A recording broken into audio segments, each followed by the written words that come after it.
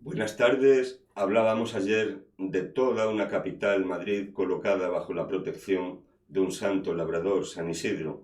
Pues hoy, en plenas fiestas patronales, vamos a hablar de uno de sus barrios, del tuyo, del mío, del barrio de Pacífico. El barrio de Pacífico ocupa el ángulo suroriental de la capital.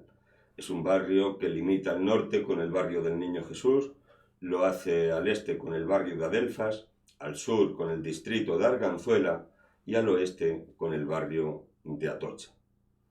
Es un barrio que, pese a no estar muy distante del centro de Madrid, mantuvo en sus inicios una cierta marginalidad derivada fundamentalmente de dos factores.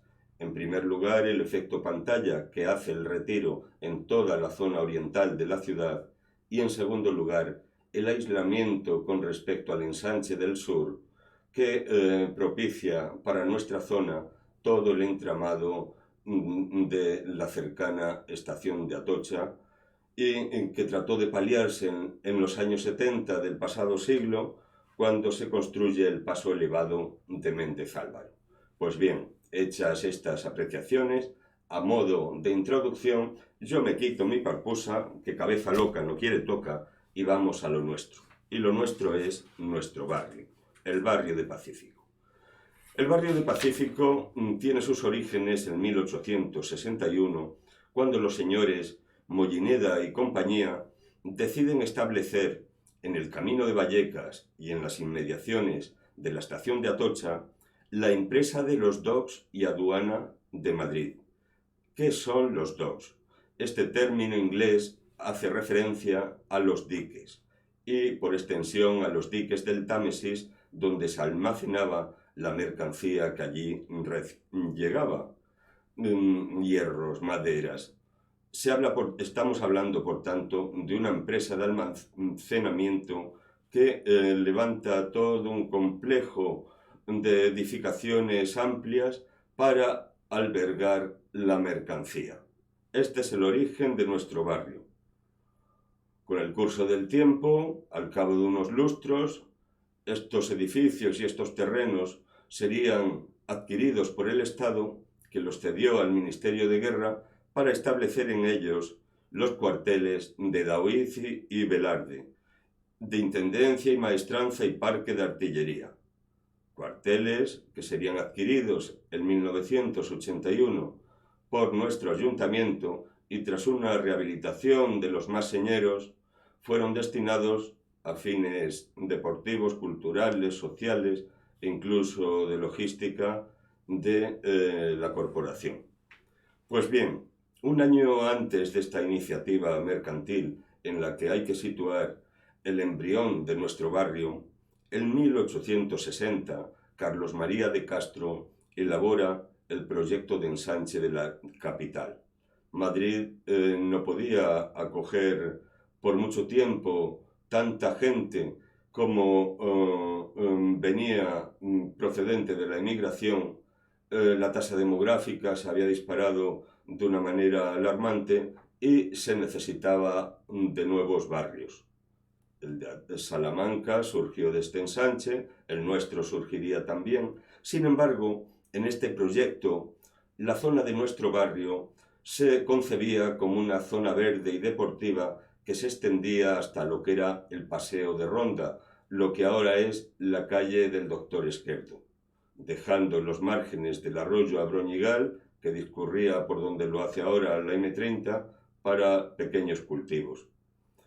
Esta idea, que se fundamentaba en lo accidentado del terreno y en el aislamiento de esta zona, sin embargo, no pudo llevarse adelante porque en 1863 un grupo de propietarios solicitó licencia para construir una pequeña colonia de viviendas frente a los docks.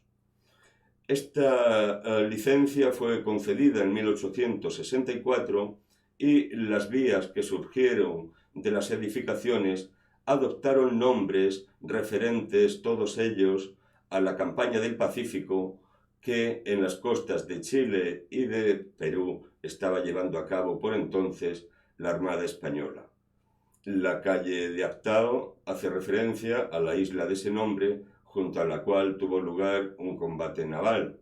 La calle, hoy llamada General Velarde, fue por entonces calle de la Marina Española. La calle Sánchez Barquistegui hace referencia a Victoriano Sánchez Barquistegui, un marino al mando de la fragata Almansa.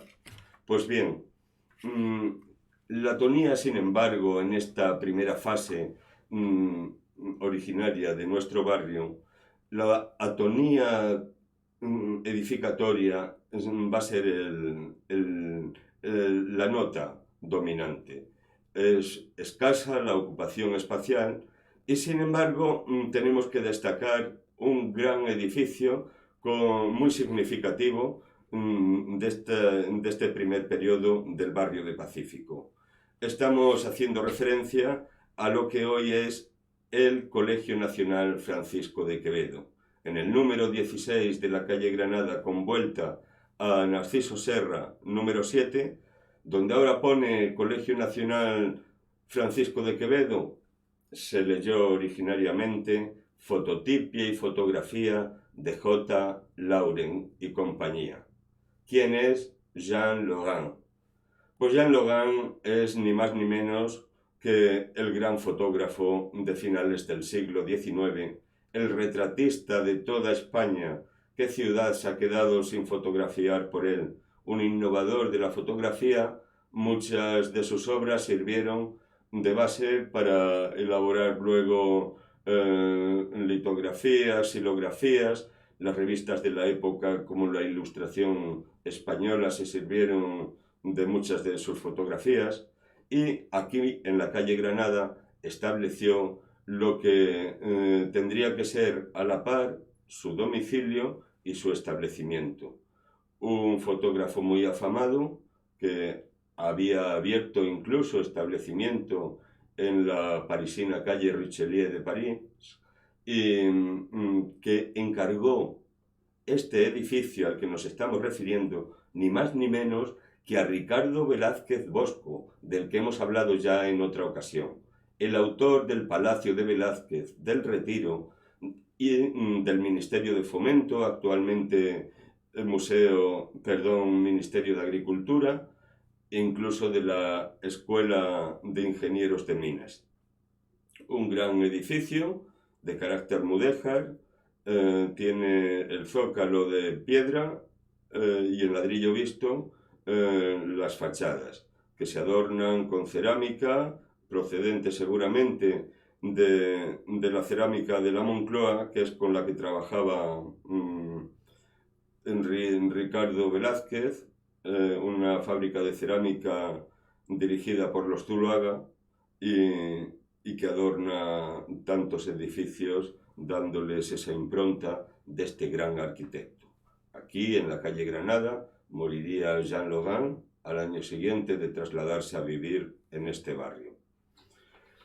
En 1926, el número de edificios de nuestro barrio era aún muy pequeño, apenas superaba el centenar, y buena parte de ellos lo engrosaba las 30 viviendas de la pequeña colonia que la Asociación Constructora Benéfica, por iniciativa de la condesa de Espoz y Mina y de la escritora Concepción Arenal, habían levantado para obreros con pocos recursos, los cuales, pagando su alquiler, al cabo del tiempo podrían adquirir la propiedad de su vivienda. Se levantó esta pequeña colonia en 1870 y no puede hablarse aún de una edificación residencial, pues salvo estas contadas excepciones, las edificaciones que habían eran fundamentalmente destinadas a uso industrial. En la calle Juan de Urbieta destacó una fábrica de cristal y, entrando luego el siglo XX, había también una fábrica de bujías y había una fábrica de perfumería que elaboraba un producto que causaba furor en aquella época.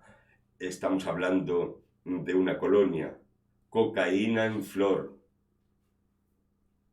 Había también un extenso almacén de maderas y en el siglo XX se inicia en la calle Cabanilles, entre 1922 y 1923, la nave de motores y la construcción de las oficinas del Metro de Madrid.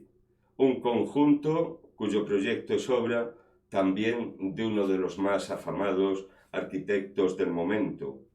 Estamos haciendo referencia a Antonio Palacios, el autor, entre otros, del Palacio de Correos y del Hospital de Maudes. Una vez dicho esto, ¿a quién no va a recordar la obra, las características de su obra, una vez que miremos a la nave de motores? La nave de motores que alberga 3 enormes motores diésel capaces de transformar energía y de generarla para los trenes de la época.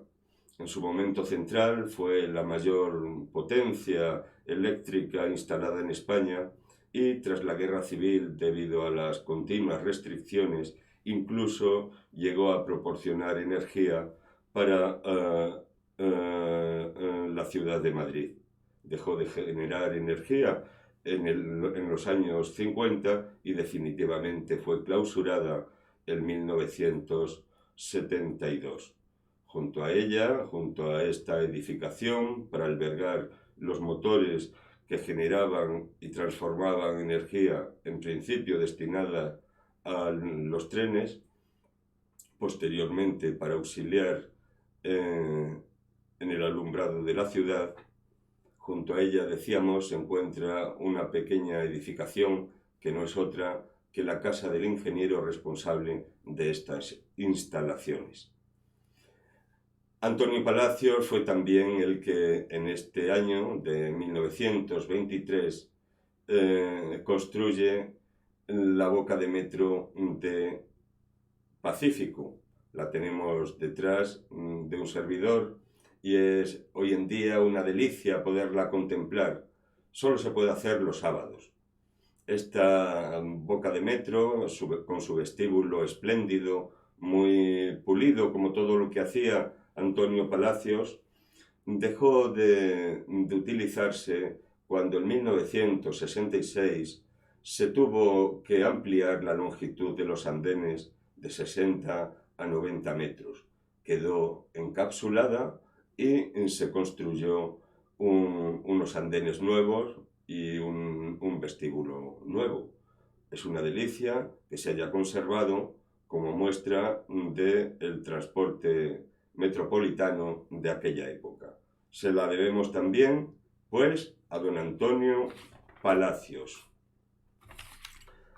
Hasta la Guerra Civil, el desarrollo de nuestro barrio se puede caracterizar por una inicial construcción de viviendas baratas, seguida de una diversa implantación industrial. En los años previos a la Guerra Civil, se puede decir que es cuando se desarrolló una mayor edificación en el sector de Pacífico. Tuvo lugar por entonces una leve aparición de edificios para vivienda de alquiler a un precio barato, a precios módicos.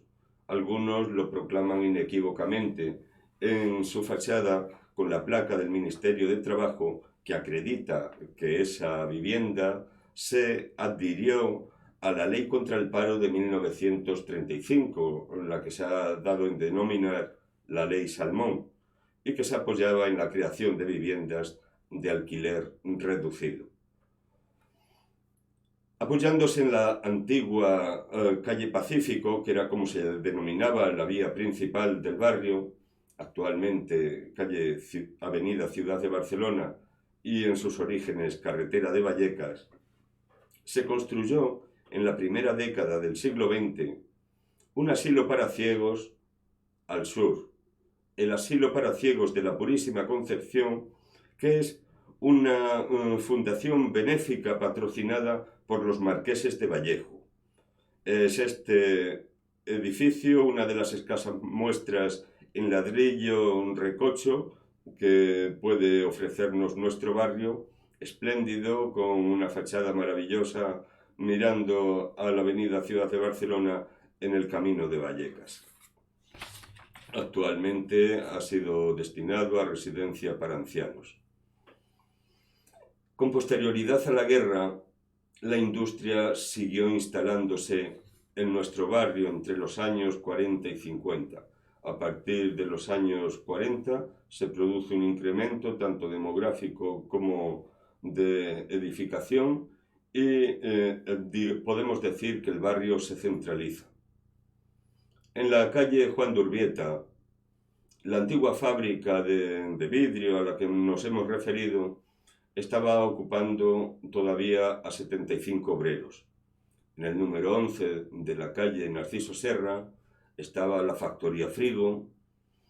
En la posguerra, sin embargo, Pacífico siguió manteniendo ese carácter esencialmente industrial del barrio. ¿Por qué? Pues por tres factores: la baratura del suelo, en segundo lugar, la cercanía con la estación ferroviaria de Niño Jesús, que estaba especializada en el transporte de materiales para la construcción, y en tercer lugar, las cercanías a la estación de Atocha.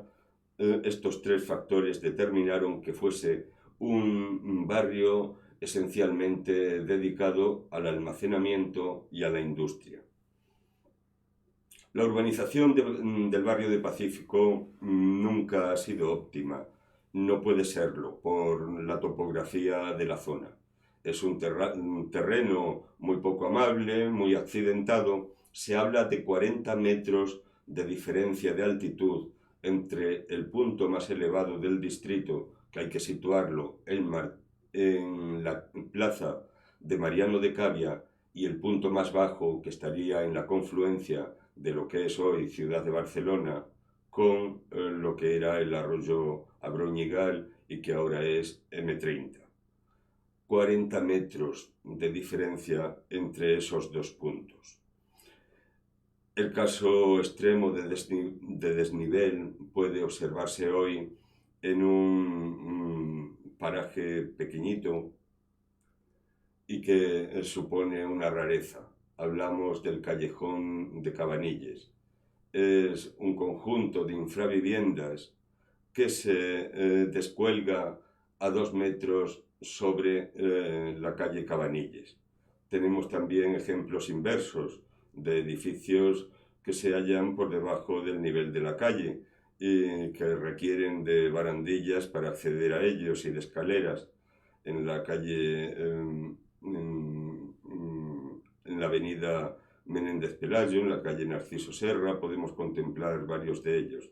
Pacífico es un espacio que ya en sus orígenes tuvo un déficit de urbanización, pero que en los años 70, envejecido ya el tejido industrial, tiene lugar una renovación residencial.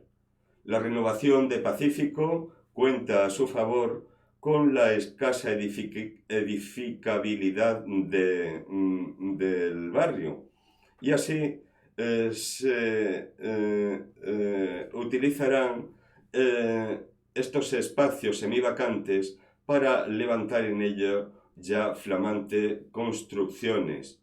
Además, en Pacífico se había producido una renovación social, un cambio en la composición social de sus vecinos. Había tenido de un modo paulatino, había tenido lugar, y con una legislación favorable que es la que favorecía las viviendas de protección oficial. Puede decirse que en los años 50 el espectro profesional del barrio era el siguiente: 1/3 de la población estaba constituida por obreros y dependientes, 1/4 lo representaban los empleados y funcionarios, y menos representación tenía la población militar de los cuarteles y la participación de industriales, de comerciales y de miembros de profesiones liberales.